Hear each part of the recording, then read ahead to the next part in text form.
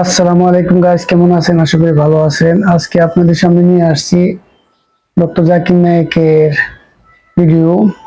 ওনাকে এক খ্রিস্ট ধর্মের নাইজেরিয়ান প্রশ্ন করছে তাদের বাইবেল নিয়ে এবং কোরআন নিয়ে। কোরআন এবং বাইবেলের মধ্যে একটু কথা কাটাকাটি ধর্ম নিয়ে।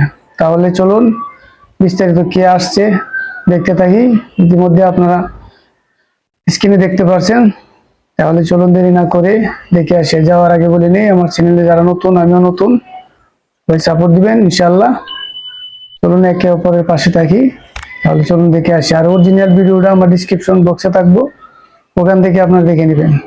তুমি যদি মাফ না করো আল্লাহ। আমার নাম গেমেচু তেস্তে। আমার পেশা হলো আমি কিছু শ্রমিকের জন্য জীবন ধারণের কাজ করি। আমি ইসলামে জন্মগ্রহণকারী একজন ব্যক্তি, কিন্তু ইসলামে জন্ম নিয়েও আমি খ্রিস্ট ধর্মে বড় হচ্ছি। আপনি মূলত একটি মুসলিম পরিবারে জন্মগ্রহণ করেছিলেন, তারপর আপনি খ্রিস্টান হলেন। হ্যাঁ হ্যাঁ, ঠিক আছে। তাহলে আপনার প্রশ্নটা কি? তো আমার ঈশ্বর যীশু খ্রিস্ট, তার নামে ধন্যবাদ জানাই। ডক্টর জাকির, আপনার জন্য আমার প্রশ্ন যোহন অধ্যায় 5 পদ 30 এবং যোহন 14 পদ 28 সম্পর্কিত। সেখানে বলা হয়েছে, আমার মনে হয় আপনি প্রশ্নটা ভুলভাবে উদ্ধৃত করছেন ভাই।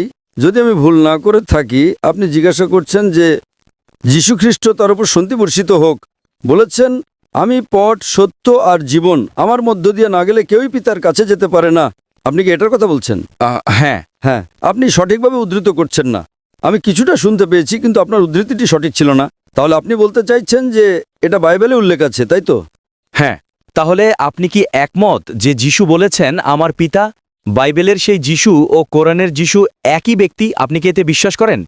তিনি যা বলছেন তার সাথে আমি 100% একমত। কিন্তু তিনি যখন এটা বলেন, তখন আপনি এর দ্বারা কি বোঝেন? আপনি যাই বোঝান না কেন, আমার প্রশ্ন হলো আপনি কি একমত? হ্যাঁ, আমি একমত 100%। হ্যাঁ, এখন আমি আপনার প্রশ্ন বুঝতে পেরেছি।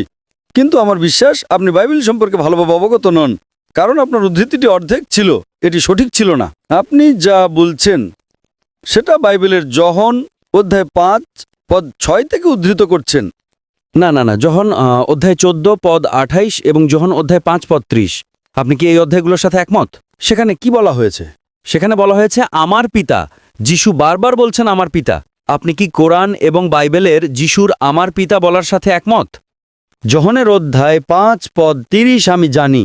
30-30-30। এটা আমার মুখস্থ আছে। যোহনের অধ্যায় 5 পদ 30 আমি জানি।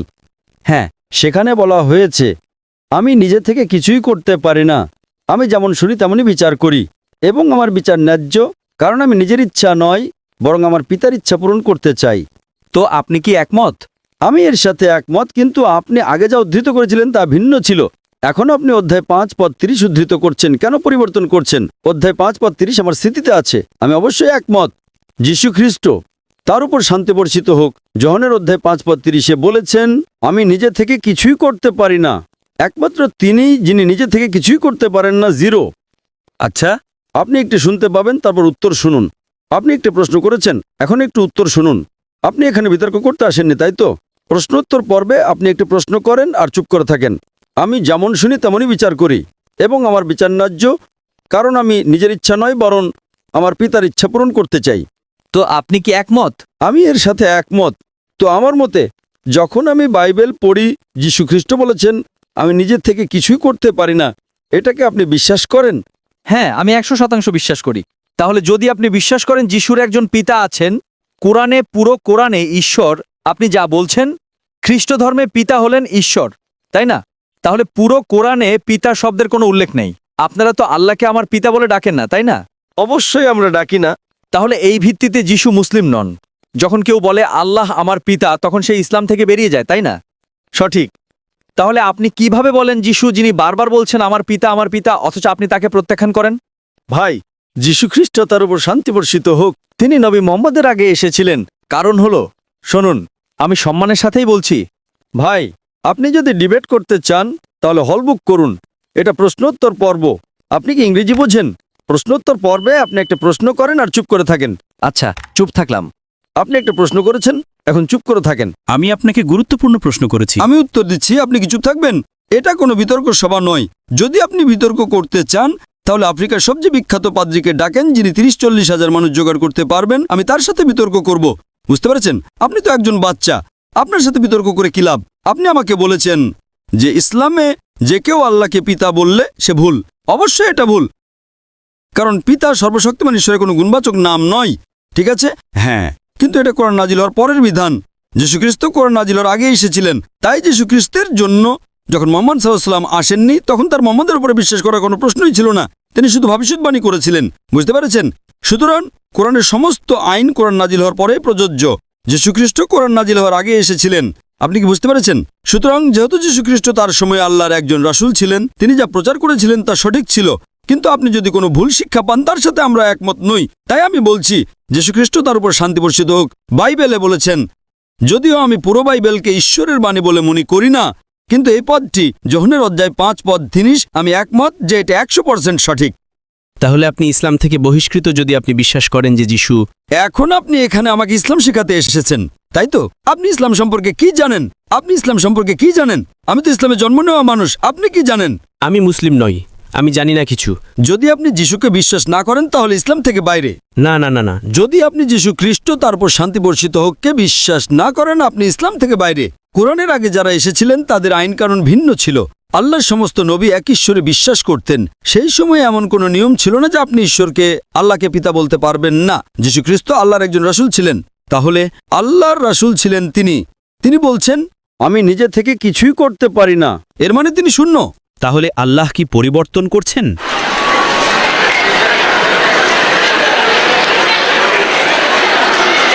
আল্লাহ মন পরিবর্তন করেন না। তাহলে আপনি এমন কেন বলছেন? আপনি বলছেন যিশুর আগের নবীদের জন্য আল্লাহ পিতা ছিলেন, কিন্তু এখন তিনি পিতা নন। আপনি কি চুপ করবেন? আপনি নিয়ম ভাঙছেন। আপনি বুঝতে পারছেন না, আপনি নিয়ম ভাঙছেন। প্রশ্নোত্তর পর্বে আপনি প্রশ্ন করবেন এবং চুপ থাকবেন। আপনার বাধা দেওয়ার অনুমতি নেই। এটা কোনো বিতর্ক সভা নয়। আপনি কি ইংরেজি বোঝেন? আমার মনে হয় আপনার ইংরেজি দুর্বল। আপনার স্কুলে ফিরে যে ইংরেজি শেখা উচিত। ঠিক আছে ঠিক আছে ঠিক আছে, আমার ইংরেজি দুর্বল হলেও আমি আপনাকে বুঝতে পারছি। এটা নিয়ে মজা করবেন না, কেমন? সবাই আমাকে নিয়ে মজা করছেন। যখন আপনি ক্লাস 1-এ পড়েন, তারপর ক্লাস 2-তে যান, তারপর ক্লাস 3-তে যান, আপনি ক্রমাগতই বেশি জ্ঞান অর্জন করতে থাকেন। এতে কোনো বৈপরীত্য নেই। আল্লাহর ক্ষেত্র বিষয়টা এমনই। আল্লাহ একা একে ওহী পাঠিয়েছেন। পরীক্ষার বিষয়বস্তু বদলাতে থাকে। আপনাকে কোন বিষয়ে পড়তে হবে তার উপরে নির্ভর করে। সুতরাং যিশুর সময়ে তিনি সর্বশক্তিমান ঈশ্বরের রাসূল ছিলেন। আমরা বিশ্বাস করি যে তিনি আল্লাহকে বিশ্বাস করতেন এবং আল্লাহর বার্তা প্রচার করতেন। সেই সময় যখন তিনি বলেছিলেন সর্বশক্তিমান ঈশ্বরকে পিতা বলে ডাকো, তাতে কোনো সমস্যা ছিল না। কিন্তু আপনারা তাকে ভুল বোঝা শুরু করলেন। আর যখন তাকে ভুল বোঝা শুরু করলেন, ঠিক সেই কারণেই আল্লাহ সুবহানাহু ওয়া তাআলা মহিমান্বিত কোরআনের সবকিছু হুবহু পুনরাবৃত্তি করেননি। অতীতে যা ছিল তা ভিন্ন ছিল। আল্লাহ কোরআনে সূরা মাইদা অধ্যায় 5 আয়াত নাম্বার 3-এ বলেন, আজ আমি তোমাদের জন্য তোমাদের দিনকে পরিপূর্ণ করে দিলাম, তোমাদের প্রতি আমার নিয়ামত সম্পূর্ণ করে দিলাম, আর ইসলামকে তোমাদের জন্য দিন হিসেবে নির্বাচন করলাম। এরপরে নতুন কিছু যোগ বা বিয়োগ করা যাবে না। আমি আপনাকে প্রশ্ন করছি, যখন পিতাই ঈশ্বর, তার মানে যিশু ঈশ্বর নন, আপনি কি বিশ্বাস করেন যে যিশু ঈশ্বর? হ্যাঁ, তিনি ঈশ্বরের পুত্র 100%। তাহলে তো বৈপরীত্য, খুব খারাপ বৈপরীত্য। একবার চিন্তা করেন, কোনো বৈপরীত্য নেই। আপনি বিপরীতে হয়তো। যিশু বলেছেন আমি নিজে থেকে কিছুই করতে পারি না, এর মানে আপনার ঈশ্বর কিছুই করতে পারেন না। লজ্জা হচ্ছে আপনার জন্য। লজ্জা? আমাকে অপমান করবেন না, সম্মান করুন। আপনারও লজ্জা হওয়া উচিত। আমাকে অপমান করবেন না। তাহলে তো সবাই আপনাকে এটাই বলছে, আপনার ঈশ্বর কিছুই করতে পারেন না, আপনার ঈশ্বর কোনো কাজই করতে পারেন না। আপনি বাইবেলে যোহনের অধ্যায় 5 পদ 30 থেকে উদ্ধৃত করেছেন, যীশু খ্রিস্ট তার উপর শান্তি বর্ষিত হোক বলেছেন আমি নিজে থেকে কিছুই করতে পারি না। ঈশ্বর কখনোই বলবেন না আমি কিছু করতে পারি না। তাই সে বলছে আমি আমার পিতার ইচ্ছা পালন করব। দয়া করে বক্তাকে সম্মান করুন, তাকে উত্তর দিতে দিন। আমি তাকে সম্মান করি, কিন্তু সে আমাকে নিয়ে মজা করছে। কেন? কারণ আপনার কথায় বৈপরীত্য আছে। আপনি ইংরেজি বোঝেন না। ভাইটা পাগলের মতো আচরণ করছেন। দয়া করে কেউ মাইক্রোফোনটা বন্ধ করুন। এই ভাই ধর্মপ্রচার করতে চান। ভাই, আপনি বরং এই তাঁবুটা ভাড়া করেন। আগামীকাল রাতের জন্যই তাঁবুটা ভাড়া করেন। খ্রিস্টান ধর্মে পাদ্রীরা কখনো কাউকে প্রশ্ন করতে দেয় না। আমরা আপনাকে এত সময় দিচ্ছি আর সবার সময় নষ্ট করছেন। আপনি নিজেকে হাস্যকর পাত্র বানাচ্ছেন। আপনি বলছেন ঈশ্বর কিছুই করতে পারেন না। আমি কিভাবে একমত হব? আমি আমার যিশু খ্রিস্ট তার উপর শান্তি বর্ষিত হোককে ভালোবাসি। আপনি যদি তাকে ভালো না বাসেন সেটা আপনার সমস্যা। আমি কি আমার প্রশ্ন শেষ করতে পারি? ভাই, আপনি কি মাইকটা ধরতে পারেন? তো এই ভাই বাইবেলের যোহনের অধ্যায় 5 পদ 30 থেকে উদ্ধৃত করছেন। যীশু খ্রিস্ট তার উপর শান্তি বর্ষিত হোক বলেছেন আমি নিজে থেকে কিছুই করতে পারি না। সর্বশক্তিমান ঈশ্বর কোনো ধর্মেই কখনোই বলবেন না আমি কিছু করতে পারি না। সুতরাং এটা প্রমাণ করে যীশু খ্রিস্ট তার উপর শান্তি বর্ষিত হোক ঈশ্বর ছিলেন না। যদি আপনি ইংরেজি না বোঝেন সেটা আপনার সমস্যা, আমার সমস্যা নয়। আর আপনি একই কথা বারবার বলেই যাচ্ছেন। প্রিয় দর্শক, খুবই ভালো লাগলো, চমৎকার বয়ান দিয়েছিলেন। আল্লাহর কাছে শুকরিয়া, আমরা যে মুসলিম হয়েছি, মুসলিমের ঘরে জন্ম নিয়েছি, আলহামদুলিল্লাহ। ভিডিওটি যদি ভালো লেগে থাকে লাইক কমেন্ট শেয়ার করবেন, সাবস্ক্রাইব করবেন। আজকে এখানে রাখলাম। আসসালামু আলাইকুম ওয়া রাহমাতুল্লাহি ওয়া বারাকাতুহু।